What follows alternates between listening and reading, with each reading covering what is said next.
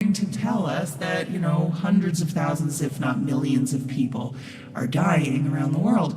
And what they want in the end is they want governments to hand over control of that whole segment of their society, like the whole healthcare segment, really, to an international body, namely the World Health Organization. How the news operates these days. The news is just a great big marketing firm for globalism, in my opinion. And I think that this coronavirus thing is part of it. Why do I say that? How can I be so sure? Haven't I seen the leaked video from China? People will ask me. Yeah, I have, and I happen to know that China is on total internet lockdown. It has been for a long time. So ask yourselves, how so many videos got snuck out, got leaked? How did that happen? Do you think? How did some doctor, in the midst of dealing with a viral outbreak, who was sick himself, how did he get around the internet firewalls and get his videos out? It's a good question. Maybe you need a little more convincing, so check this out from 2017. World Bank launches first ever pandemic bonds to support $500 million pandemic emergency financing facility. This is from June 28th, 2017. Bonds for a pandemic. The only reason they would do that is if they thought they were going to be able to make a lot of money off a pandemic sometime in the near future. And voila.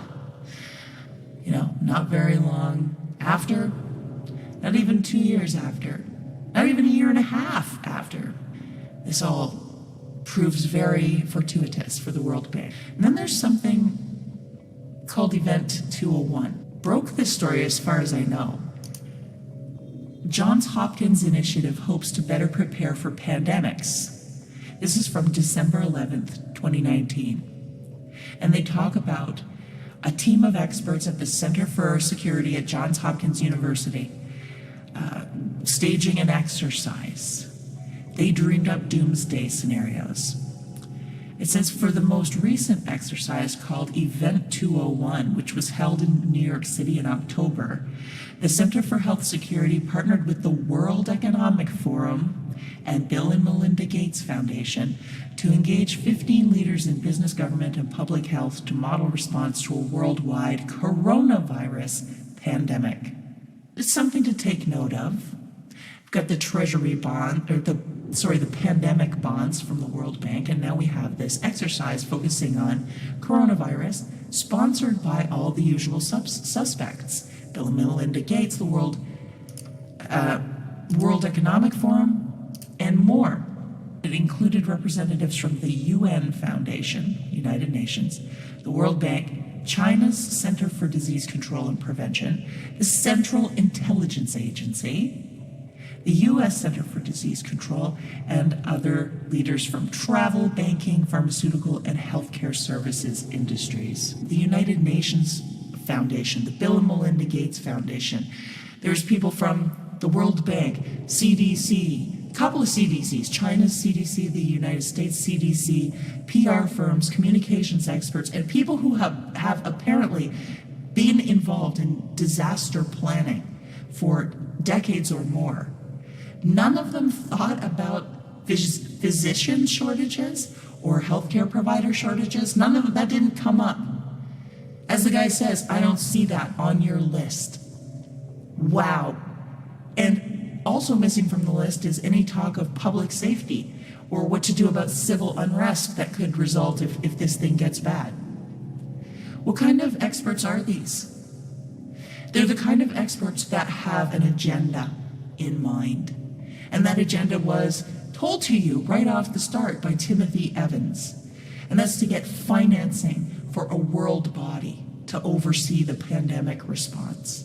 That's what it's all about. They don't really care about people. They just see a giant trough of money that they can always throw out there. They can always throw out some propaganda, some fear videos, clips that they can fake in their back rooms. And they can send out the message to all their subservient mainstream media talking heads. Look, tomorrow we're going to talk about the virus has got a hockey stick graph that it's spreading. It's going to spread to millions of people by a month from now. You notice them all saying the same thing? And by the way, this is a good place to revisit the whole point about the name of the virus changing all of a sudden. Look at a blue check. David Gura. For your information, calling COVID-19 the, quote, Wuhan virus is racist. Give me a break. They're going to see everything they don't like. I hope you guys see that this pandemic is brought to you by NBC, Bloomberg, China, the World Economic Forum, the World Bank, United Nations, CIA, and Bill and Melinda Gates. Event 201, their pandemic planning exercise that they did in October 2019, that made it out in that article in December 2019, and then boom, it happens in real life.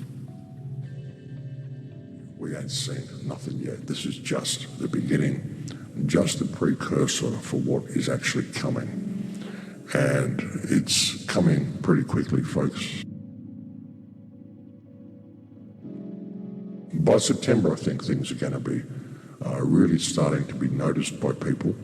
By the end of next year, I think we're going to be living in a pretty different reality. You know, I doubt that I'll ever be travelling again. I don't think travel is going to be possible anymore. There'll just be one national carrier, one international carrier. It'll all be government controlled.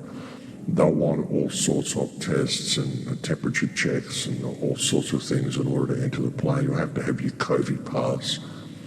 So, yeah, I think now's the time for people to start stockpiling food and to start really examining their plan Bs and making sure they've got a plan B in place. That's the grim reality of the situation, folks. You know, you've got to have a plan B. I mean, sure, I see this as a huge opportunity to wake people up and a huge opportunity for human freedom. But by the same token, you've got to face the likelihood that a lot of people are simply not going to wake up. This is a war, folks. There's a war going on. It's been waged for a long time. It's a war that's been waged against us by the controlling hand. It's a war of depopulation. The interface that we can actually use to combat this war is the government system, the politicians. They're only able to get away with it through our fear of them and our fear of what they write on paper and call law, and we just go along with this stuff. Crazy. It's important to see how society has been set up for this fall. Now, I actually called this back in 2008 when I said, World War III has already started. It's a war of depopulation, and we're being set up for a massive cull by the codependency, the interdependency between nations, the way the supply chains have been set up, and the way people have been packed into major cities. We're being set up for a cull. And we've got to that point now. I've been warning people. I've been saying, look, there's a train coming, and you've got to get off the tracks. And people are still on the tracks, still arguing about the shape of the tracks or whatever. And the train is hit now. So either we seize this opportunity to become free, or we face the reality that a lot of people simply aren't going to do it, which is why you need to have a plan B. But a lot of people talk about this transformation ritual, this occult ritual that this whole thing really is. There was a great report that came out by Truthstream Media a couple of months ago, which talked about the transformation ritual, the cleansing, the isolation, the wearing of masks, all to what they do to slaves when they transition them into a new reality. And once you go into that new reality, you can never go back to the old reality. That's what they're doing, folks. That's what they want to do with this whole push for the vaccines as well. And think about the vaccines, folks. There's no way you could develop a vaccine this quickly. It takes years to develop vaccines. And I don't think any of them work anyway. All of them are just full of this ridiculously toxic stuff. Even to support the whole concept of vaccines, you've got to support germ theory, which I don't. So, I think there's a lot to be said for that. But anyway, If the virus was really as contagious as they say, so contagious that they're going to make you wear a mask, surely they could just take a sample of your breath. Surely they could just take a little swab of saliva from the corner of your mouth and they could test it to see what viral load you had in your body. They would be able to identify it from that. The fact that they need to stick these swabs all the way up your nose, but they're asking you to wear masks at the same time, this is very contradictory, folks. You look at what Trump's doing, folks. Trump pulled funding from the WHO. He gave it straight to Gavi. Gavi operates with great transparency, and as the coronavirus has shown, there are no borders. It doesn't discriminate. It's mean, it's nasty, but we're going to all take care of it together. Gavi, Bill Gates Gavi. We needed to find the resources to get countries to adopt the vaccine so that every child would be protected